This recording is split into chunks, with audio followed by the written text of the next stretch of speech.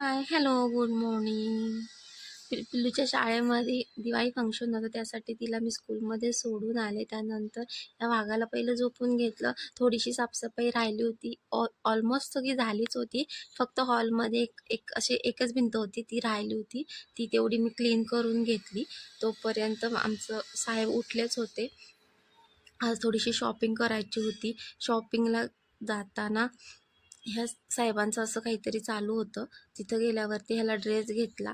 मिस्टरांना कॅमेऱ्यात यायचं नव्हतं, तरी पण आपण बळच घेतला. तिथे ड्रेस तर घेतलाच, तर त्या शॉपमध्ये गाड्यासुद्धा होत्या.